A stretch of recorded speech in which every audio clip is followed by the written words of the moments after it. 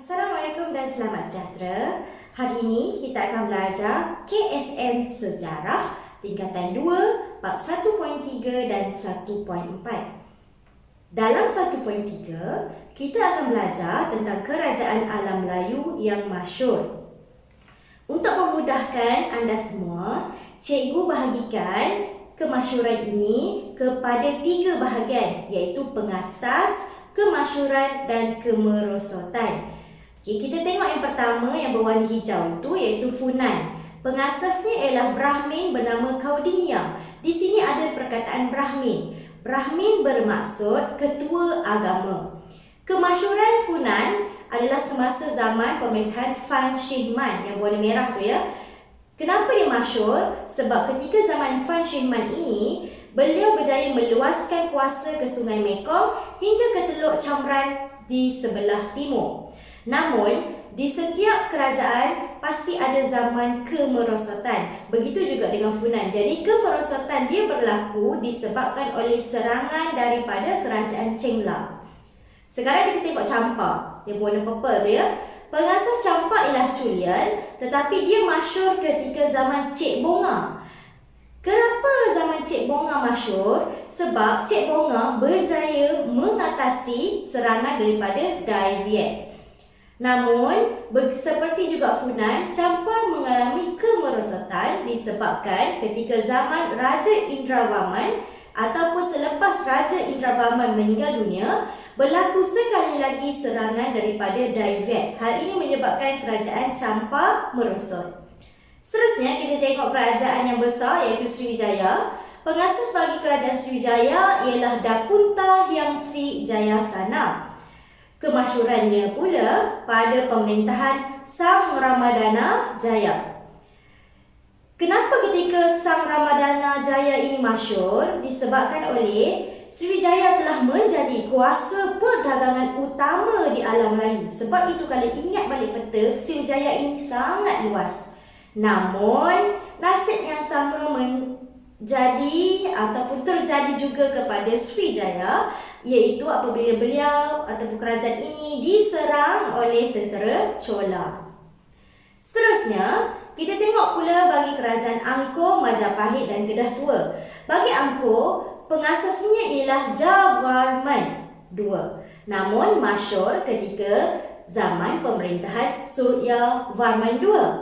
Ketika zaman Surya, beliau berjaya menghalang ancaman dari Champa dan juga Dai Viet. Namun, kerajaan ini merosot selepas kematian Jayavarman kerana diserang oleh jirannya iaitu Siam.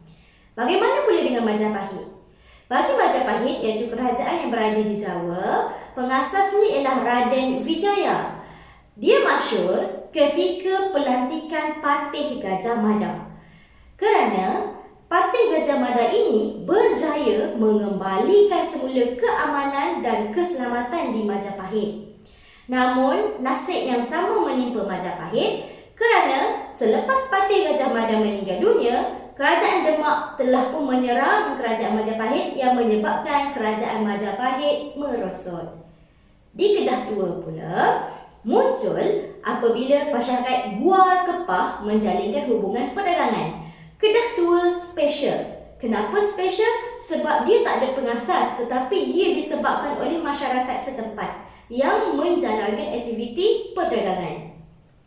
Kemasyhuran Kedah Tua boleh dilihat apabila berlaku kepesatan perdagangan di kawasan Lembah Bujang. Namun, seperti biasa, Kedah Tua juga mengalami kemerosotan kerana disebabkan oleh perubahan pemerintahan dan bermulanya pengasasan Kesultanan Kedah. Baiklah, bagi yang terakhir, Kerajaan Gangganegara, pengasasnya ialah Raja Ganji Sarjuna. Masyhur ketika abad ke-9 dan dikunjungi oleh pedagang luar kerana kekayaan hasil bumi. Ingat balik, Gangganegara berada di kawasan yang dekat dengan laut. Jadi dekat sini berlakunya perdagangan. Kemerosotan bagi Gangganegara adalah disebabkan oleh serangan tentera Chola. Baiklah, kita terus kepada topik 1.4.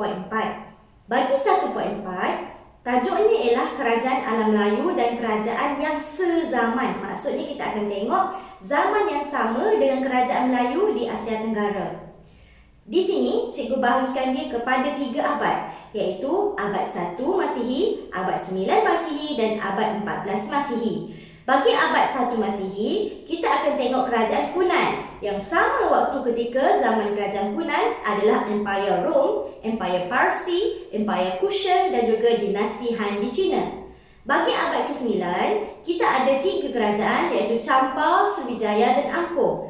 Bagi abad ke-9 ini, yang sama zaman dengan mereka ialah Kerajaan Abbasiyah, Empire Byzantine, dinasti Tang dan juga Kerajaan Chola.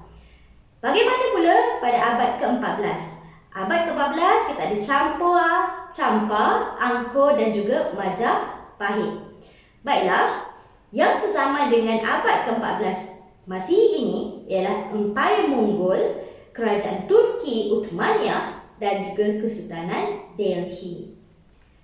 Baiklah, kita dah tahu abad dan juga kerajaan sezaman.